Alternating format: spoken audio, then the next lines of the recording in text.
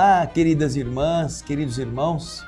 Estamos iniciando mais um capítulo, mais um programa, O Espírito da Letra, analisando a obra de André Luiz, o livro Missionários da Luz. Esta obra é excepcional que nos tem conduzido a um mundo totalmente inusitado de informações.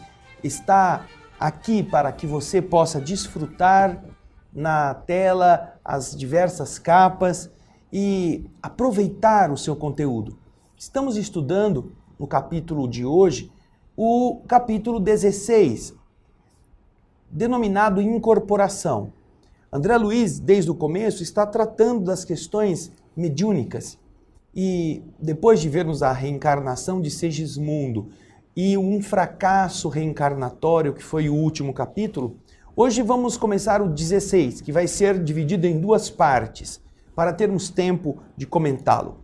Então, pegue o seu livro e vamos iniciar a leitura do capítulo cujo título é Incorporação.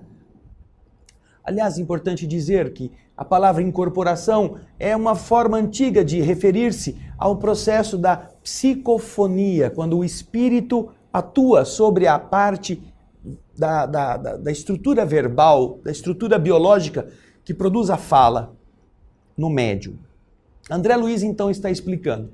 Prosseguindo em meus estudos sobre os fenômenos mediúnicos de variada expressão, sempre que os meus serviços habituais me permitiam, regressava à crosta, aprendendo e ajudando no grupo em que Alexandre funcionava na qualidade de orientador. Minha frequência, porém, em virtude das obrigações por mim assumidas na colônia Nosso Lar, não podia ser assídua, razão porque procurava aproveitar as mínimas oportunidades a fim de enriquecer as minhas experiências. Numa das reuniões a que compareci, um dos cooperadores de nossa esfera aproximou-se do compassivo instrutor Alexandre e pediu humildemente: Senhor, nossos companheiros encarnados, em sucessivas solicitações, insistem pela vinda do irmão Dionísio Fernandes, atualmente recolhido, como o senhor sabe, numa organização de socorro.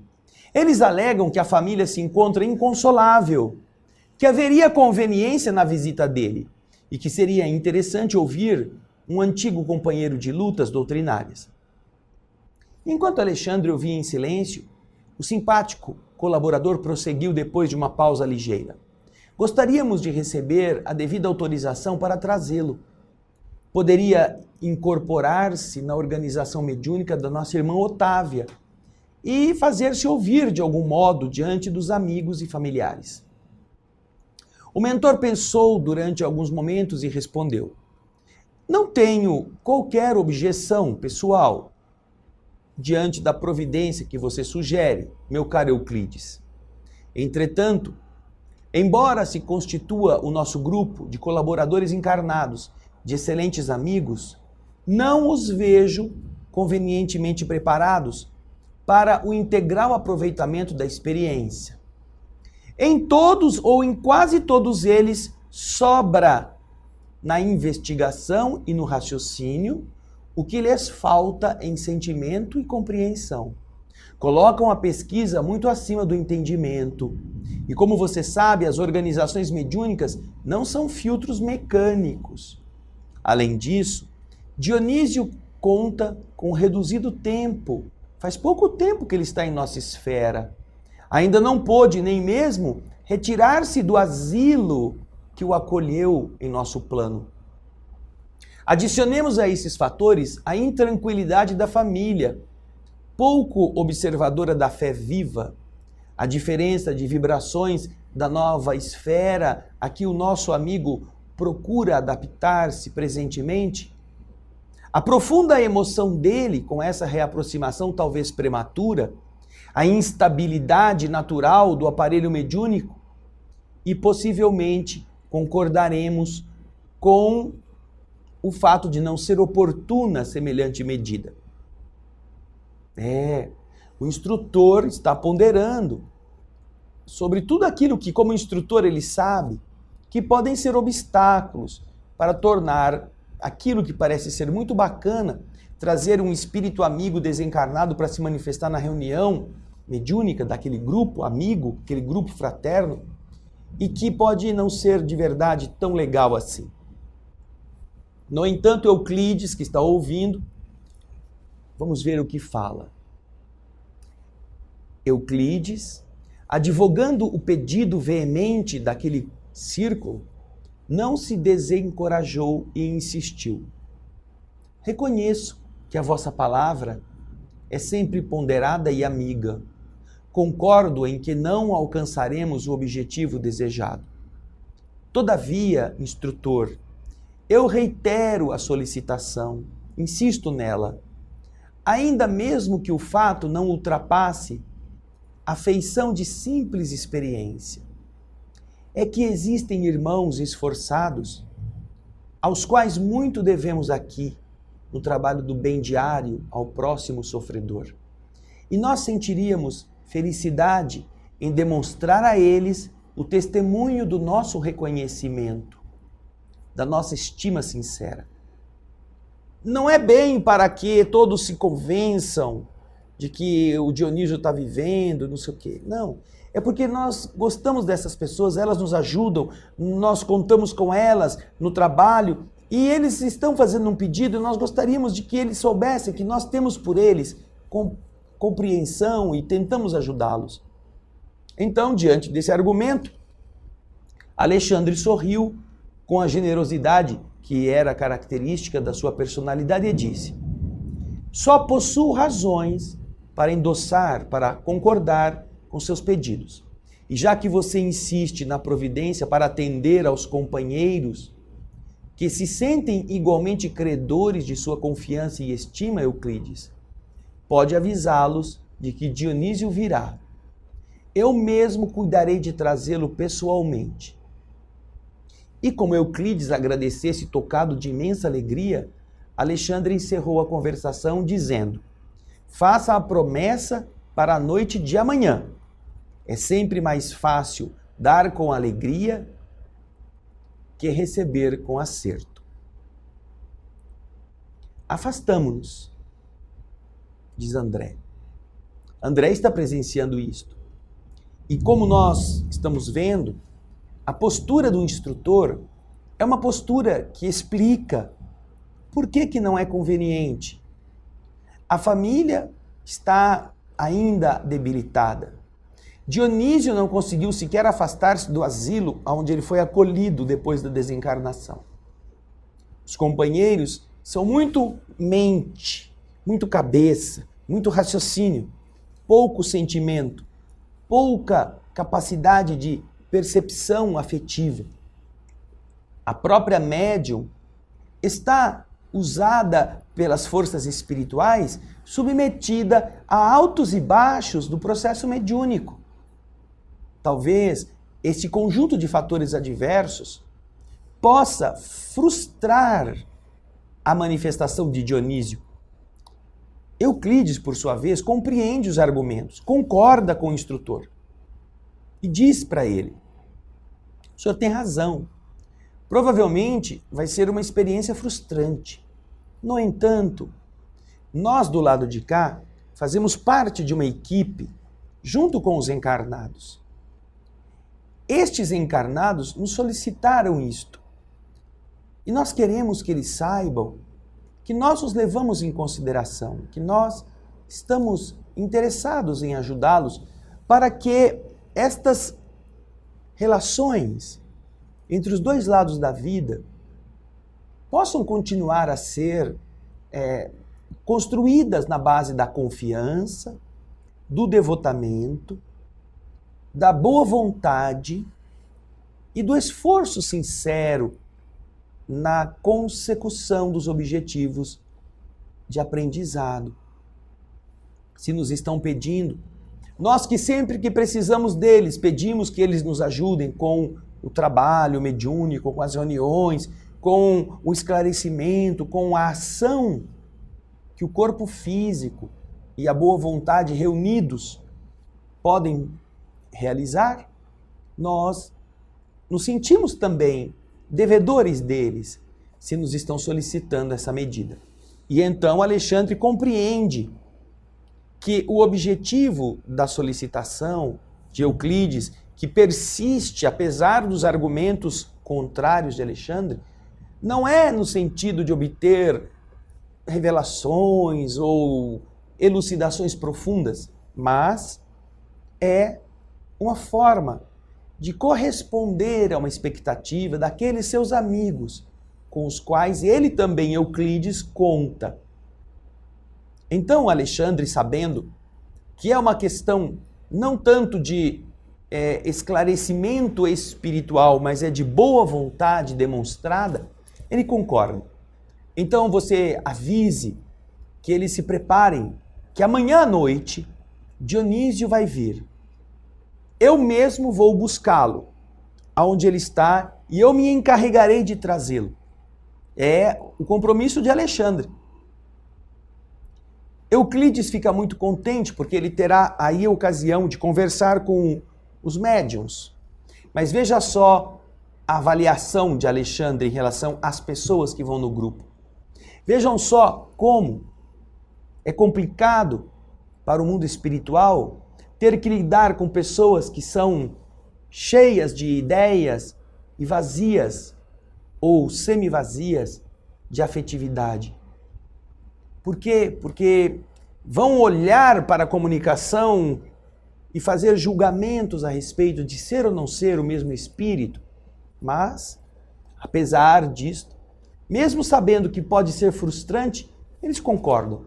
E agora nós vamos ver no próximo bloco como que esta situação se desenrola.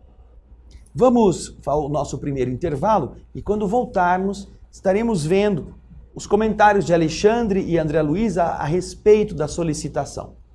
Daqui a pouquinho nós estamos de volta. Espero você.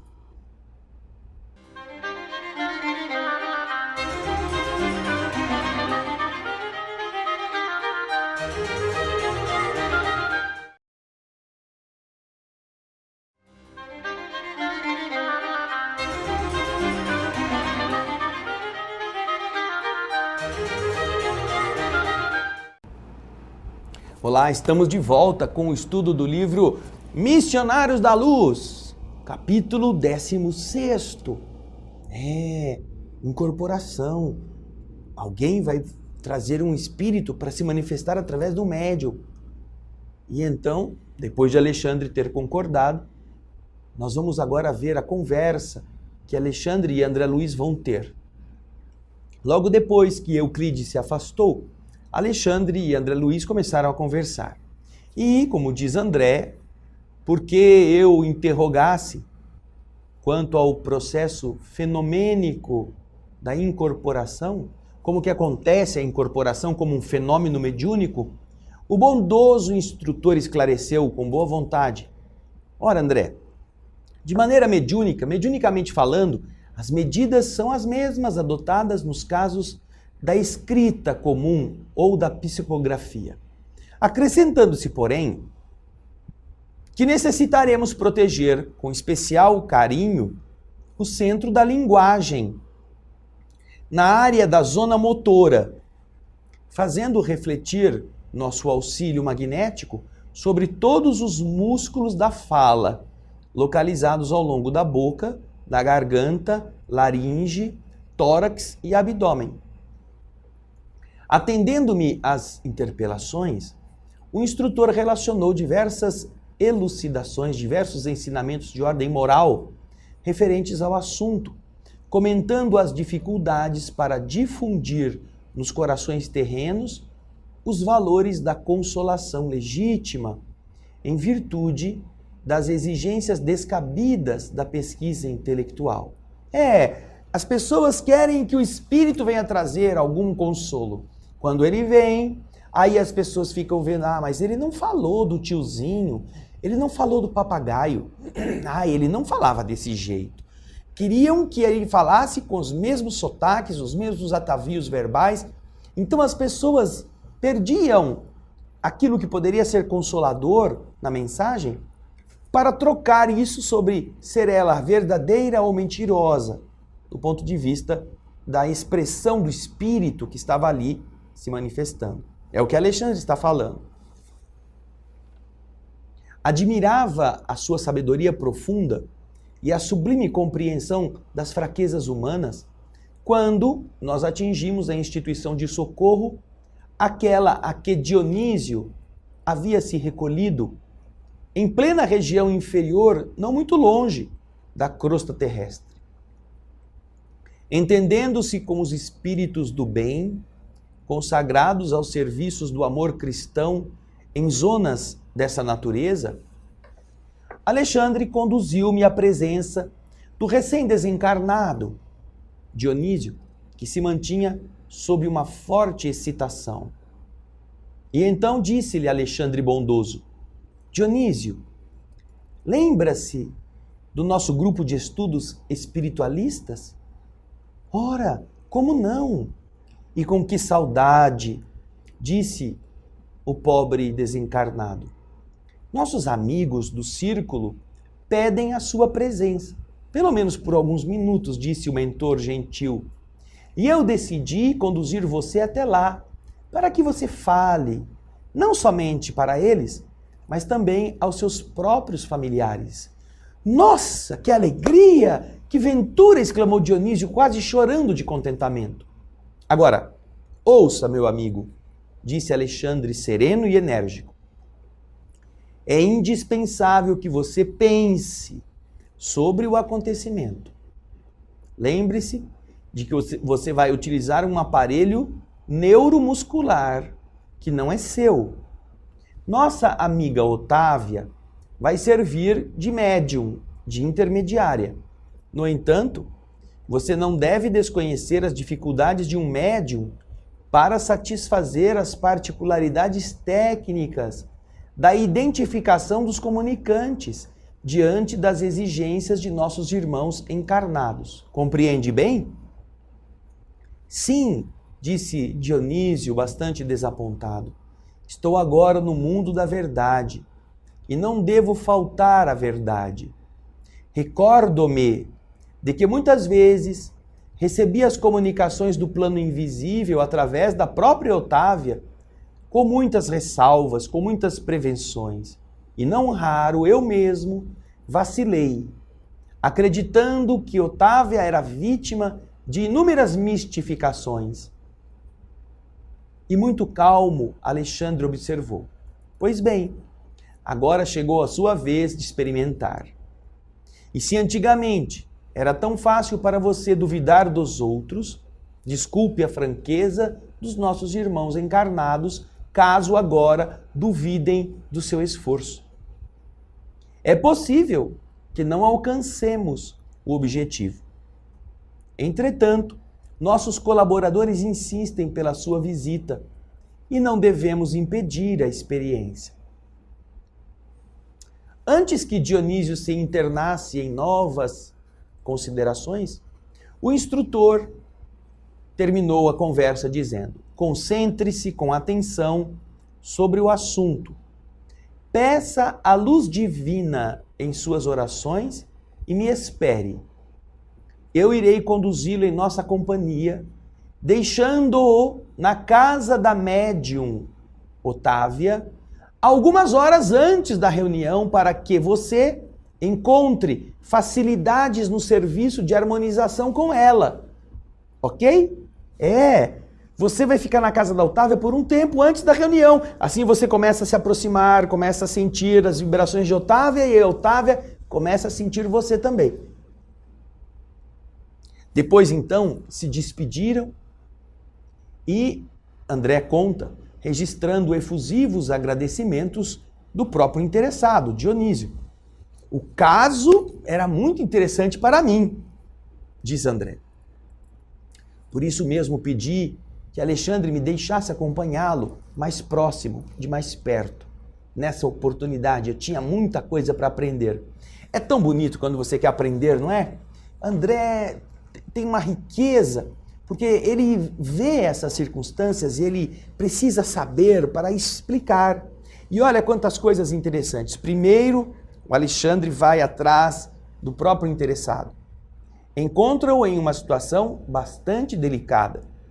Ainda está numa região muito baixa, vibratoriamente falando. mas fazia parte daquele grupo. E Alexandre agora diz para ele, olha, eles estão pedindo que você volte lá para falar alguma coisa. Ai, que bom. E você não vai falar só para eles, vai falar para os seus parentes. Melhor ainda. Mas tem uma coisa, você se lembra? Lá pode ser que ninguém acredite que você é você mesmo. Aí então, Dionísio se recorda de como ele também era cético. Puxa, é verdade, eu mesmo. Quantas vezes ouvi comunicações que a própria Otávia recebeu e eu achava que era mistificação, era fingimento, era entidade querendo se fazer passar por outra. Não acreditava. Agora chegou a sua vez de passar pela experiência. Então, do mesmo jeito que antes você duvidava, agora compreenda. Os amigos que estão do lado de lá da vida, que estão na carne, eles também poderão duvidar que você é você mesmo. Ele, na verdade, está recolhendo o fruto do que ele semeou, da desconfiança, daquela postura, não, mas não teve nenhuma característica daquele espírito. Ele não falaria desta forma. Não é ele por causa desse detalhe. E isto fez com que, ou autorizou na mente dos seus colegas, uma postura igualmente cética, menos afetuosa, menos aberta para possibilidades de serem verdadeiras as manifestações. Duvidar é muito importante para não cairmos, mas duvidar sempre é um vício, é a falta do entendimento das leis do universo e às vezes falta de caridade com os próprios espíritos.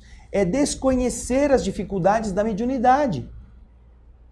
Porque não é simples abrir a boca e trazer informações tão precisas, agora que o informante está numa outra dimensão.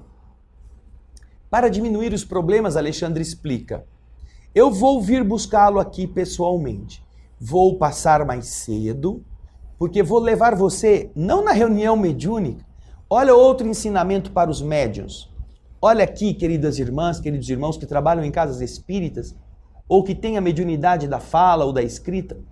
Na reunião para a qual você vai se dirigir à noite, muitos espíritos podem estar lá esperando, mas alguns podem acompanhar você durante o dia, podem estar próximos, para que você comece a senti-los, para que o campo magnético e o campo mental comecem a se familiarizar. Alguns médiuns, inclusive, eles passam até a ter um mal-estar, se a entidade não é elevada, se é um espírito em situações difíceis, o médium durante a tarde ou durante o dia que antecede a comunicação, começa a ter sintomas ruins, às vezes ele pensa que está doente, tem ânsia de vômito, ou ele está incomodado, ou ele está se sentindo mal. Às vezes ele pensa, eu acho que hoje eu não vou ao centro espírita, porque eu estou passando mal, mas não é ele. Muitas vezes é a entidade aflita que foi colocada junto dele. Exatamente para facilitar no momento do transe mediúnico da noite, que isso seja o mais autêntico possível, que não haja uma improvisação no momento. Vejam só como os espíritos são sábios. E como às vezes os médiuns somos invigilantes, não sabemos entender essas questões.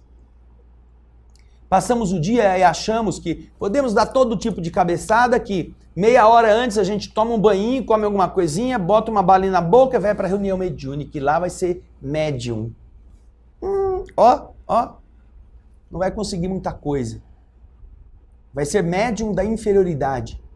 É o que Alexandre está nos alertando, ensinando-nos que os médiuns de escrita, de fala, de evidência, muitas vezes, estão sendo já assessorados durante o dia para que à noite o transe mediúnico aconteça com menos prejuízos. Por isso ele não é médium somente quando está no centro espírita, é médium 24 horas por dia. Mas o capítulo é interessantíssimo. Vamos ver os problemas da Otávia, vamos ver o que vai acontecer daqui para frente, e é o que o nosso próximo bloco vai nos propiciar. Medite sobre isso Esteja conosco, porque daqui a pouquinho voltamos com mais um bloco do nosso Espírito da Letra, analisando o livro Missionários da Luz, no capítulo 16. Espero você.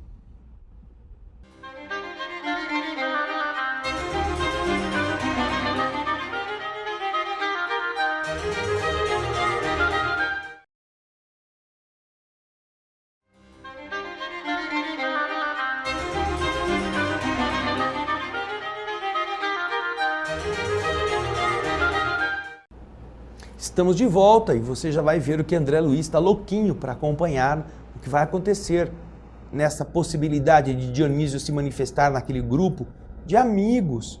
Era o grupo dele, grupo de estudos espíritas. Vamos ver o que acontece? André Luiz já pediu e naturalmente a generosidade de Alexandre vai concordar. É o que nós vamos ver no texto. Acompanhe aí no seu livro e na tela.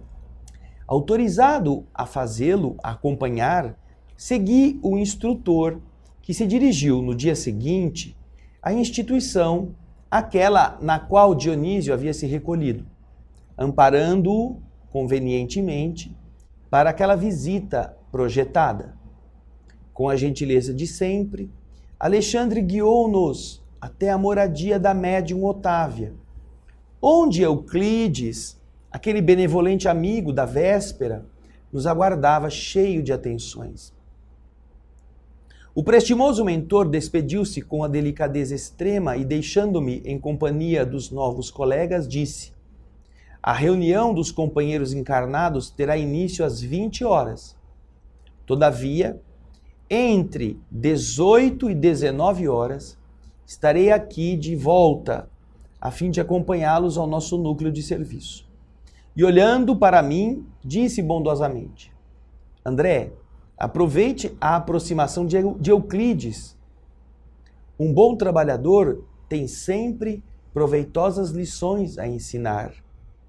Euclides, sorrindo, agradeceu comovido e nos conduziu ao interior da casa, enquanto Alexandre se afastava em outra direção. Paramos em um pequeno e humilde aposento. E o guia acolhedor explicou-nos: nesta parte da casa, nossa irmã Otávia costuma fazer meditações e preces. Aqui, a atmosfera reinante, por causa disso, é confortadora, leve, balsâmica. Estejam à vontade. Em vista de ser hoje um dos dias consagrados ao serviço mediúnico, ela vai terminar os trabalhos da alimentação da tarde mais cedo, a fim de orar e preparar-se. E você? E você que está em casa? Médio. Sou médio. Médio espírita. Médio. Que horas? Ah, começa às 8. 15 para as 8 eu já tô lá. É? E aí? Você viu que a Otávia, na casa dela, ela sabendo que à noite ia ter reunião, ela conseguia disciplinar-se de forma a diminuir os compromissos para que tivesse em casa momentos de elevação, de interiorização, preparando-se como espírito encarnado a fim de ser ponte em relação ao mundo invisível. E naquele lugar onde ela sempre orava, havia uma atmosfera diferente dos demais cômodos da casa. Pelas vibrações impregnando os objetos, as paredes, aquele lugar era quase como um santuáriozinho em que Otávia encontrava paz, encontrava equilíbrio. E nós fazemos isso todos os dias, quando vamos ao centro espírita, nos preparamos, seja no trabalho, seja em casa, temos um momento de oração. Sou esclarecedor, sou passista. Você faz uma prece pensando que naquele momento, depois de alguns instantes, você vai estar indo para o trabalho, você se prepara, você come, você se alimenta, você toma um banho, você passa um perfume, um desodorante, mas hora antes, pensa nisso, que não vai para lá como se fosse um porco-espinho escondendo todos suas espinheiras por debaixo de uma roupa bonita, porque é isso que nós parecemos muitas vezes. Vamos continuar aqui. Eu consultei o grande relógio na parede. E lá indicava que eram precisamente 16 horas. E manifestei o desejo de ver a nossa irmã, que atuaria naquela noite como intermediária entre os dois planos. Deixando Dionísio no aposento a que me referi, Euclides conduziu-me à pequena cozinha, onde uma senhora idosa se mantinha atenta, preparando alguns pratos modestos.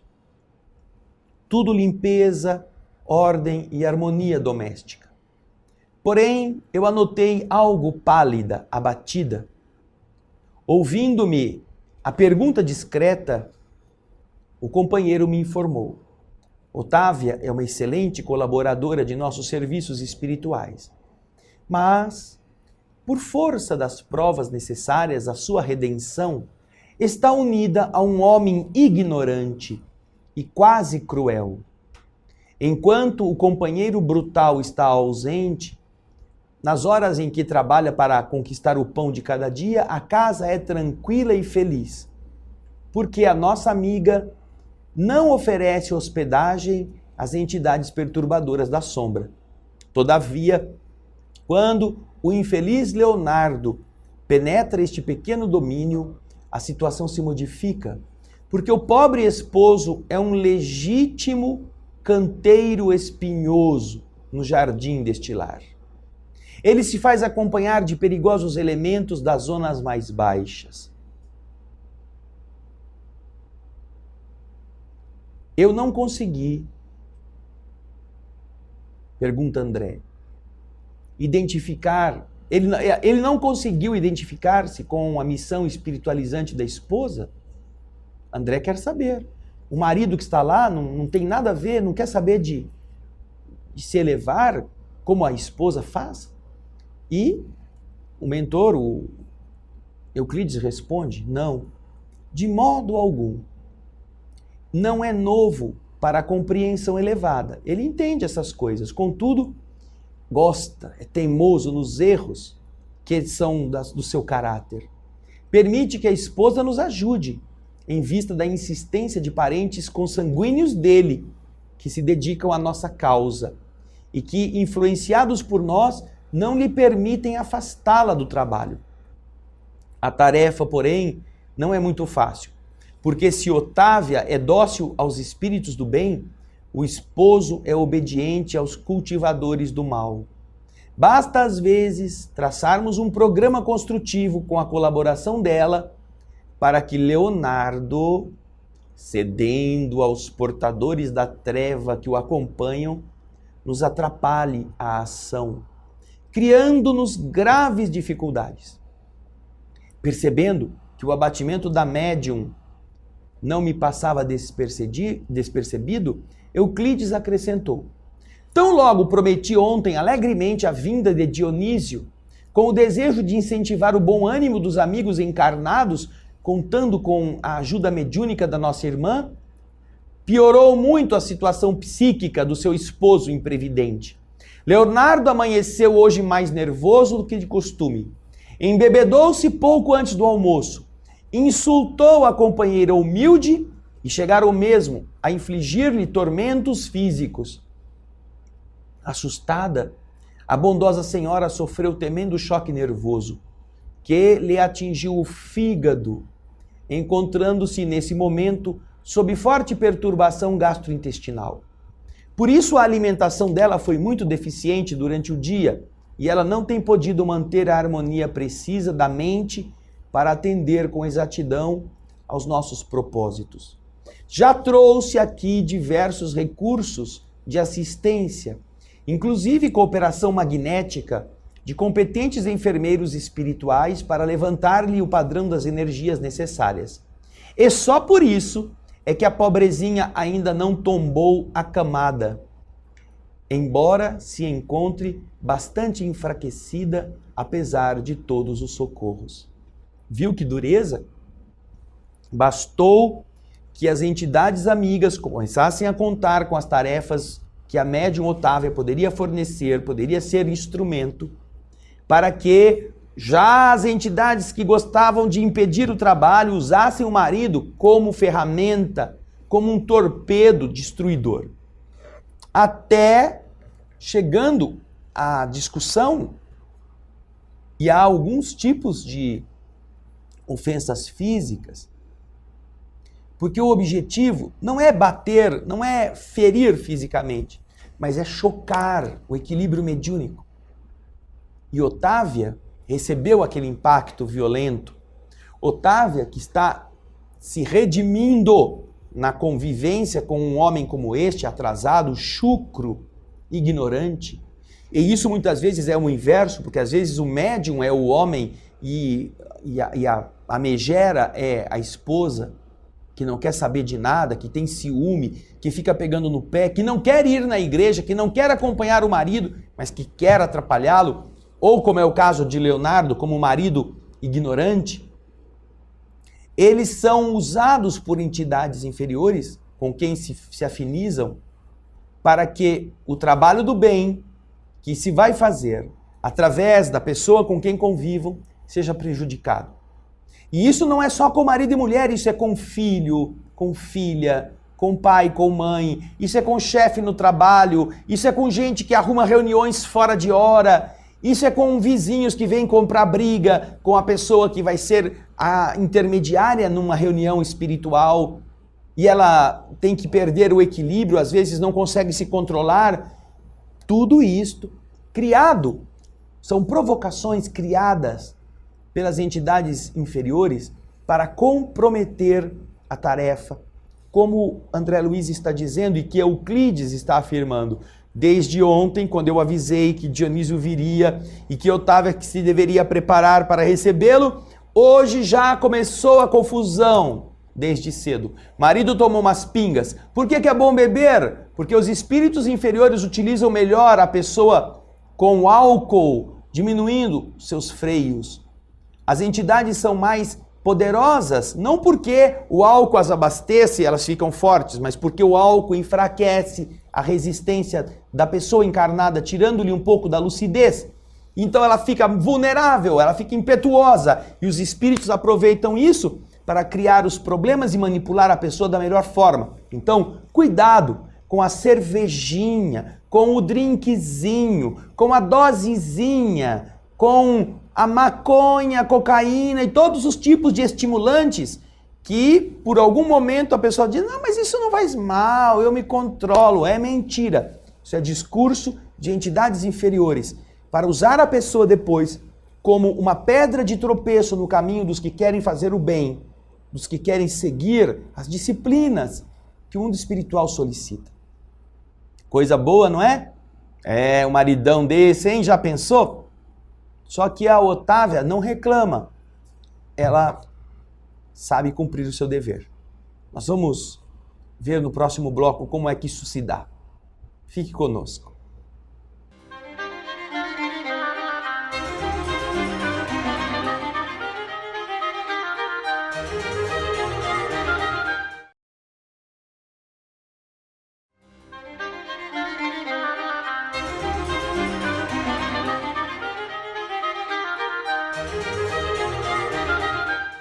Estamos de volta com o último bloco da primeira parte do capítulo 16, Incorporação. A pobre Otávia, médium, que à noite vai estar no centro espírita para receber a comunicação do Dionísio, está agora tendo que enfrentar os problemas de qualquer médium, os obstáculos do compromisso assumido. E agora nós vamos acompanhar o relato de André Luiz a respeito do que está acontecendo com ela. Vamos ver aqui as últimas ocorrências. Algo desapontado, Euclides considerou após um pequeno silêncio. Como você sabe, André, a harmonia não é realização que se improvise.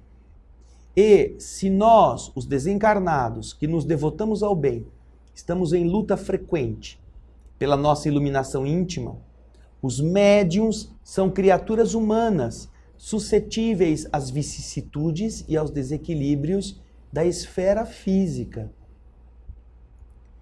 E então, olhando a pobre mulher, eu exclamei, nossa, nós não teremos alguém que a substitua?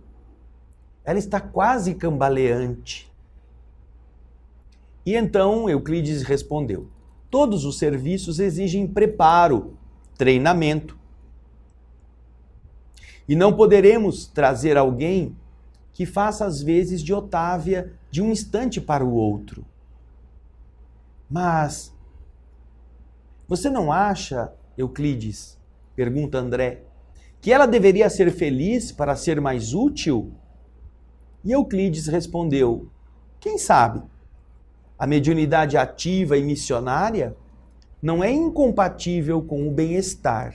E a rigor, todas as pessoas que gozam de relativo conforto material poderiam disputar excelentes oportunidades de serviço em seus quadros de trabalho e de edificação. Entretanto, André, as almas encarnadas, quando favorecidas pela tranquilidade natural da existência física, se mantêm na região de serviço comum que lhes é própria às necessidades individuais. E como o cumprimento do dever com exatidão já representa grande esforço, raramente ultrapassam a fronteira das obrigações legítimas em busca do campo divino da renúncia. A luta intensiva, porém, quando a pessoa sofre e tem que vencer-se, dilata as aspirações íntimas. O sofrimento, quando aceito à luz da fé viva, é uma fonte criadora de asas espirituais. A essa altura dos esclarecimentos fraternos, o companheiro sorriu e disse: formulando semelhantes considerações, não queremos dizer que a mediunidade construtiva deva ser apenas conseguida pelos corações algemados à dor. Isto não. As missões da espiritualidade superior pertencem a todas as criaturas de boa vontade. Apenas estamos dizendo sobre a nossa convicção de que almas existem fervorosas no ideal do bem e da verdade, que se valem dos obstáculos para melhor escalarem o monte da redenção divina. Quando ele estava falando isso, a dona da casa havia terminado a tarefa de aprontar o jantar humilde. E antes que o esposo voltasse ao lar, dirigiu-se ao quarto, aquele em que eles estavam, em que, conforme a notificação de Euclides, ela costumava fazer suas preces preparatórias. Na companhia dela, penetramos o mesmo aposento. Euclides acomodou Dionísio ao seu lado, ao lado da médium, e enquanto ela se concentrava em oração, o dedicado amigo aplicava-lhe passes magnéticos, fortalecendo os nervos das vísceras e dando a ela, ao que percebi, vigorosas contas, medidas de força. Não somente para os nervos, para as fibras nervosas, mas também as células gliais. Dona Otávia pedia a Jesus bastante energia para o cumprimento de sua tarefa, comovendo-nos a sua rogativa silenciosa, simples e sincera. Ela meditou na promessa que os amigos espirituais haviam feito na véspera, relativamente à comunicação de Dionísio, recém-desencarnado. Procurava-se dispor à ajuda mediúnica eficiente, tentando isolar a sua mente daquelas contrariedades de natureza material que ela havia vivido já naquele dia desde cedo. Aos poucos, sob a influenciação de Euclides, formou-se um laço fluídico que ligou a médium ao próximo comunicante. O companheiro que preparava o trabalho recomendou a esse amigo desencarnado falasse a Dona Otávia com todas as suas energias mentais, criando já um ambiente favorável para o que aconteceria na noite próxima no serviço do centro espírita. E então, mentalmente, Dionísio começou a falar a Dona Otávia das suas necessidades espirituais, comentando a esperança de se fazer sentir junto da família terrena, dos antigos colegas de aprendizado espiritualista. Notando eu, diz André, que a médium lhe registrava a presença e a linguagem em forma de figuração e lembrança, aparentemente imaginárias, na esfera do seu pensamento. Ela começou a se lembrar do Dionísio. Nossa, o seu Dionísio que desencarnou. Nossa, onde será que ele está? Ela imaginando, na verdade, ela está captando aquilo que Dionísio está lhe passando pela ação provocada pelo seu pensamento, que repercute no perispírito e na mente da própria médium em sintonia. Observei com interesse, diz André, a extensão da fronteira vibratória que nos separa dos espíritos encarnados. Como é longe, como é difícil. Porque, em nos achando ali, em frente de uma médium adestrada, precisávamos iniciar o trabalho de comunicação como quem estivesse muito longe, vencendo devagarzinho os espessos círculos de resistência. Longo tempo durou esse singular diálogo, reconhecendo que, ao fim da interessante conversa prévia entre a médium e o comunicante, palestra essa que foi plenamente orientada pelo tato fraterno, pelo psiquismo de Euclides, em todas as minúcias, Dona Otávia parecia mais ambientada com o assunto, aderindo com clareza àquilo que Dionísio pretendia fazer. Tudo ia bem, e não me cansava de admirar aquele inesperado serviço de preparação mediúnica, quando alguma coisa muito grave aconteceu. O quê? O dono da casa chegou, voltando do trabalho, quebrando de modo violento a tranquilidade das vibrações em que nós nos mergulhávamos. Vociferando, gritando logo à entrada, obrigou a esposa a levantar-se. De repente, o infortunado senhor parecia um brutamontes nas suas características de tirano doméstico. Algumas entidades galhofeiras e perversas constituíam-lhe o grupo afim que o acompanhava. Dona Otávia serviu o jantar, fazendo prodígios no campo da paciência evangélica. Terminada a refeição muito simples, perante a qual o esposo compareceu junto de 2 filhos maiores, a nobre senhora falou ao marido em particular: Leonardo, como você sabe, irei hoje à reunião, saindo antes das 8. O quê? O quê? Reclamou o instrutor, o interlocutor, encharcado de vinho, coçando os bigodes grisalhos. A senhora hoje não pode sair. Nada de sessões. Hoje não. Imagina. O dia, a tarde toda, recebendo o amparo dos espíritos para ela conseguir sintonia com aquele que à noite ia comunicar-se, e o brutamontes chegando em casa, depois de tomar o vinho, encher a cara e ser ferramenta negativa na mão dos espíritos que o acompanhavam, botando um obstáculo. Não, hoje não tem sessão, coisa nenhuma. Então, acha que é fácil? Eu quero ser médium. Quer ser médium? Olha, quem está fazendo curso de médium, quem está sonhando em ser... meu sonho é ser Chico Xavier, Ivone Pereira, Divaldo Pereira Franco. Você não tem ideia do que é ser médium. Você só vê aquilo que você acha que é bonito, mas você não sabe quanto custa. E às vezes vai se arrepender profundamente de ter desejado uma coisa que não é nada festivo. É de responsabilidade, é de doação, é de renúncia. Você que não é capaz de se levantar mais cedo por preguiça, você que tem um dia de folga e que quer desfrutar esse dia de folga e quer ficar na cama, quer dormir até mais tarde, você não sabe o que é ser médium. Quando alguém bate a sua porta e diz: eu preciso que o senhor venha dar um passe, fulano está surtando em casa. Temos que fazer um atendimento rápido no hospital, que uma pessoa está precisando muito da ajuda.